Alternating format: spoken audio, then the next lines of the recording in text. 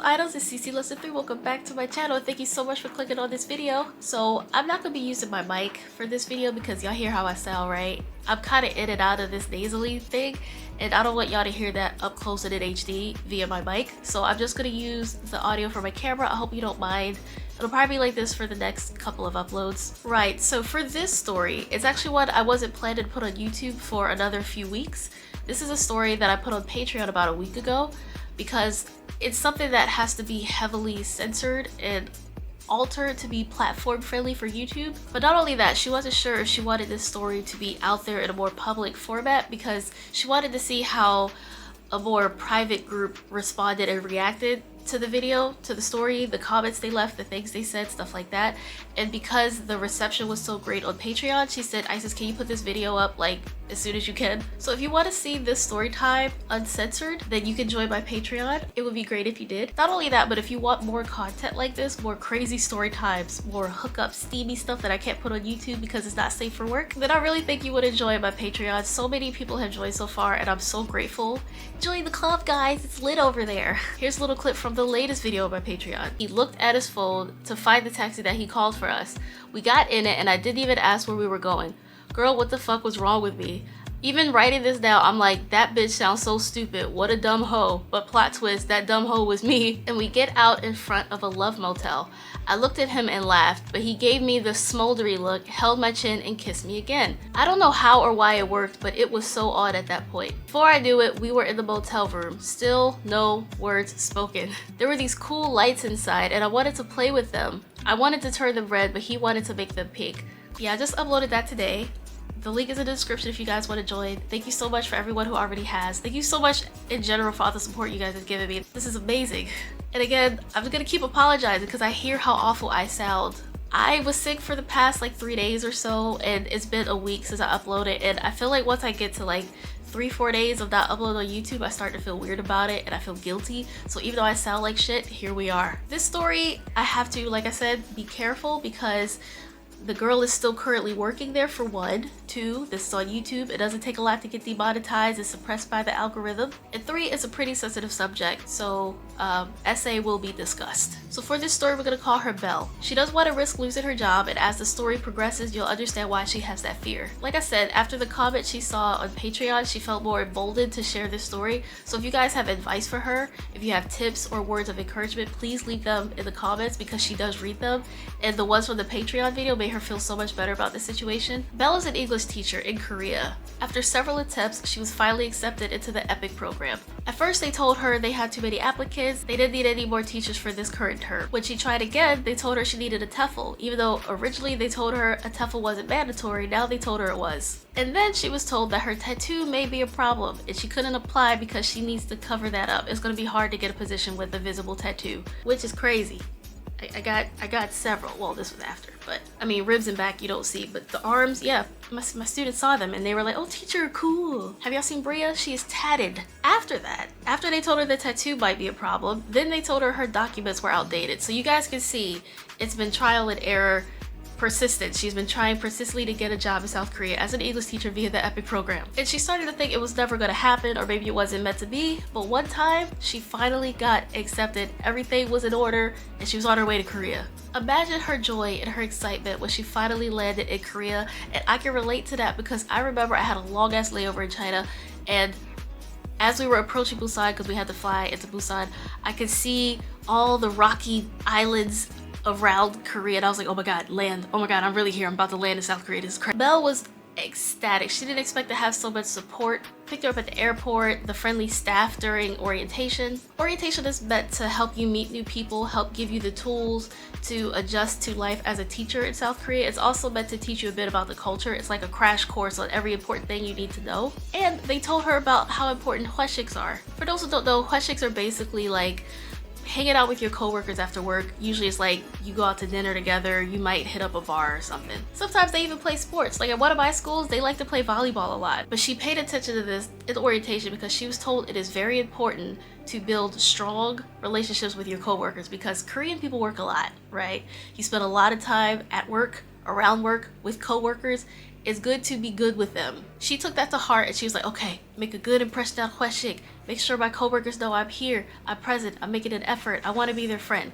This was really important to her. So fast forward to Bella finishing her orientation, getting to her town, and now it's Friday. It's the end of her first week, which means she survived being a teacher for 1 week so far in South Korea. After lunch, she was in the staff room with some of the other teachers having some tea. And then the principal comes into the office and announces, hey, this is where we're having dinner tonight for the hesik. Now this is the first hesik at her new school. She's excited to participate, to make this effort to let everyone around her know that she is there for them. So she said that. She said, I can't wait. See you there. She was excited. Then the principal left the lounge with a big ass smile on his face. But the minute he left, one of the female teachers grabbed her and said, hey, we should do our own thing, like the women only. We should do something separate from the principal. So Belle's like, huh? What do you mean? Why? Why is that? The principal is the boss. The boss is in charge. It's good to have a good relationship with the boss, right? She's like, I was told how important this is, so I want to make a good first impression. It's my first week here. She worked so hard to get accepted for this job. So she asked her why she didn't want to go or didn't plan to go. And she could tell the teacher was trying to choose her words carefully. So after she paused, she said, it's more for the boys than the women. She said, once men drink, they become different. It's no environment for women. Boys will be boys. So Belle's like, oh, that's all? I grew up with 3 brothers. Like, I'm not worried about that. I can hang with them. But this teacher insisted to Belle to not go. Let's do something else, just the girls. Let the boys go do their thing. She said the hesik are for the principal and the men, and the girls do their own thing. That's just how they do it at their school. That teacher was really persistent for a reason, and she really wishes that she just listened to her. But I mean, see it from Belle's point of view, right? Like, this is the first hesik. She's the newest teacher there. What does she look like if she skips this post-work group function? And she's like, nah, I don't care that much to get to know y'all. I'm going home. So this teacher could see that she wasn't going to change Belle's mind, and she told her, if you need anything, you can call me. So later that day, Belle was added to a group chat with the principal and some of the teachers at the school.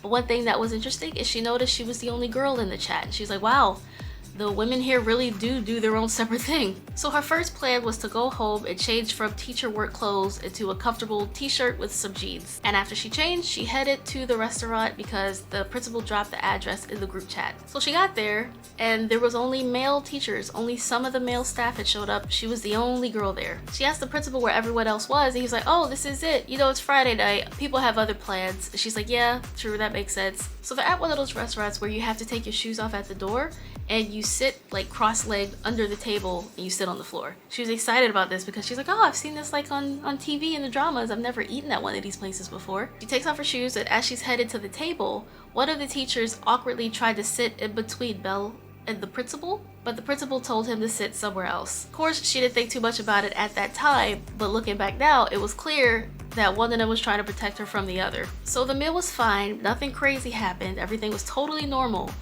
Once they finished their meal though, the principal started to order hella soju, like 2 bottles at a time. Belle's looking around like, who is this for? She doesn't fuck with soju like that. She don't really like soju. She doesn't drink that much. And the other teachers are like sipping their shot glass because in orientation she learned that when you sip it, that's like a good way to indicate that you don't plan to drink, because a lot of people don't like to drink. But in Korea, it's still somehow considered rude if you refuse a drink, which that's rude, forcing me to drink alcohol. What? Nobody told me that rule at my orientation, because when I went to my hesik, as soon as my shot glass was full, I took the whole thing, because that's what you do with a shot glass. And everybody started to call me one shot. At one of our friendly dinners, it wasn't like at the hesik at my school, but one of our friendly dinners, it was a translation error where one of the guys called me a soju whore. What you say? That you only meant well. But he meant to call me a soju hole. Anyway, it became clear to Belle that all this soju was for the principal. And as he's drinking more, she's noticing that the other teachers, because it's 3 teachers, 3 male teachers, and the principal and her.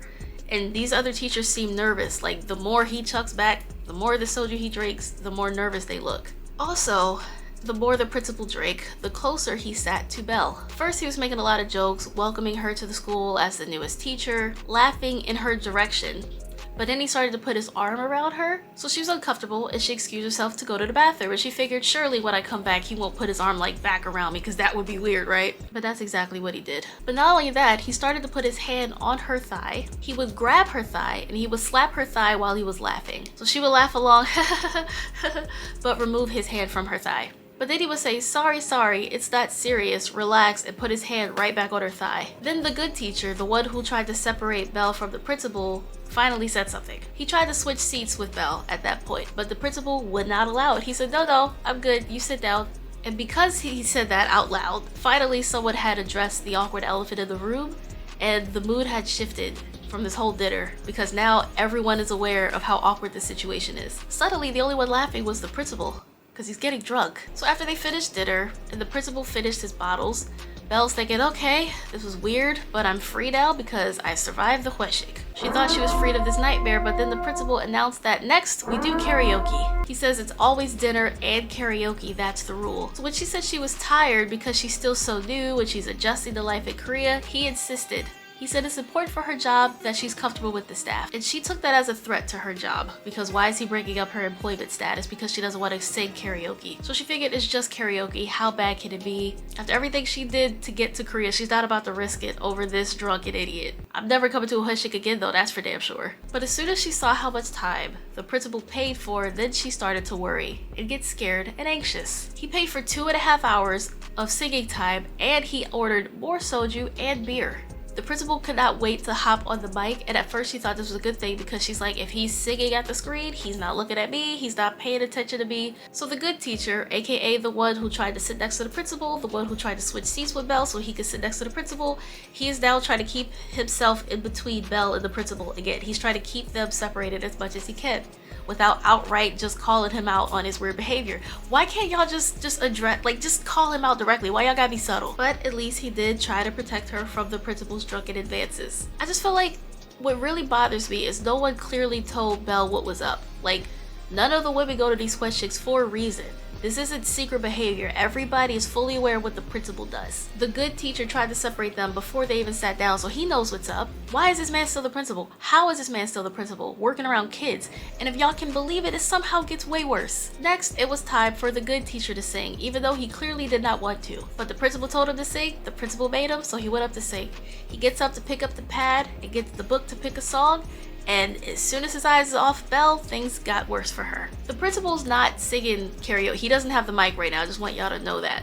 But he's still singing in Belle's face like he's trying to serenade her. At this point, nobody really looked like they were having fun, so it's like, why did they still even go? As he's singing in her face, he picks her up and puts her in his lap. Who does that? She tried to immediately get up, but he held on to her like he was her seatbelt. He's holding her and singing like this is all completely normal. She said even though he was older than her, he was still stronger than her. And it bothered her how he made it seem like she was the one who was unreasonable for not wanting to sit in her boss's lap. When the good teacher saw what was happening, he finally said something to the principal. Now, Belle isn't good at Korean. Belle thinks he says something about how the principal's wife would not approve of this situation right now. But this only made the principal angry. Then all the other teachers shut up. They all shut up, shut down, and kept quiet. They just let this keep happening while she's stuck in his lap and can't get up. Like, why were they all scared of him? Not only did he have her pinned in his lap, but he's screaming at her and singing to her like this is romantic and good and normal. He was also grabbing her thighs and saying how big they were. He also occasionally brushed past her chest. And this whole time, she's still trying to stand up, but he won't let her go, and no one's intervening to help her. Then he said foreigners have a healthy frame, and he straight up grabbed her chest. So she told him to let go, and he finally did. He apologized and said, sorry, I thought we were fun, only fun. What does that mean? I thought we were fun. So Belle gets up and she's fighting tears at this point, and it was made worse because then the principal said, women don't know fun. It's shame. It has to be this way. Such a new teacher, hopefully not last job. Belle sat there in a corner trying not to cry. And then this a-hole told her to make a drink because that's a woman's job. And he said this while laughing. And then he tried to hit her butt, but luckily he missed. And at this point, the good teacher told the principal that he was being too much, and then he told Belle she needs to leave, and she didn't hesitate. She left, she beelined it for the door. And after she left, she was in shock and in denial. She finally got her dream job in Korea, and now this is happening? Surely, no, like this, no, misinterpret. Like, you know, you make any excuse to cope with something awful happening. Later that night, she got a text from the good doctor. Sorry, I'm literally watching The Good Doctor. I mean, The Good Teacher. This is literally on mute while I film this story. So the good teacher apologized to her and said that she shouldn't go to the hesiks anymore. Oh really, you think you bitch? He warned her that the principal becomes a bad man when he drinks. He cheats on his wife and he scares the female teachers away. So then Belle told him that she's worried about her job. He's like, oh, don't worry about that too much. Just try to stay on the principal's good side. So Belle goes out, doing what she's supposed to do, making these connections with her co-workers at a hesik, and she gets harassed, and she's the one who has to try and stay on his good side? Oh, okay, yeah, yeah, that makes sense. The problem is that I think you're a clown, and I think that your behavior is clown behavior. So then Monday approaches, and she's thinking like, I don't even want to go to school, like should I take a sick day? But this is only my second week here, that wouldn't be a good look. So she does go to school, and she's dreading seeing the principal, she's dreading seeing everybody. She doesn't want to see the girls because they vaguely warned her, and she definitely doesn't want to see the principal. So the female teacher who sort of warned her goes up to her and asks her how her weekend was. So then Belle, she was trying to compose herself for this whole morning, and as soon as she was asked this question, she could feel the tears just gathering. As she said, I'm never going to a hesik again, I don't want to go again. So before she could let a tear fall, the teacher takes Belle to the bathroom, cleans her up, and asks her what's wrong, what happened. So after Belle told her what went down, she told her, don't feel targeted, he's like this with all the women. That's why we avoid him. Avoiding him is best. Then why didn't he tell me that? Why did he stand there smiling as I left? Why? Belle's like, okay, that's cool, that's nice, but why didn't y'all just tell me that? What was up with the vague boys will be boys? The hesiks are for the men. We girls do our own thing. If you just said he's handsy, he might touch you, he'll put you in his lap, he'll grab you inappropriate, she could have easily avoided the situation, but because there was this cryptic, I wouldn't, she just saw that as, oh, I can hang with the boys, I'll be fine. Sorry, this gets me so mad. And it gets worse because this teacher also told Belle that a few years ago, a teacher did report him, and they don't know what happened to her because she lost her job.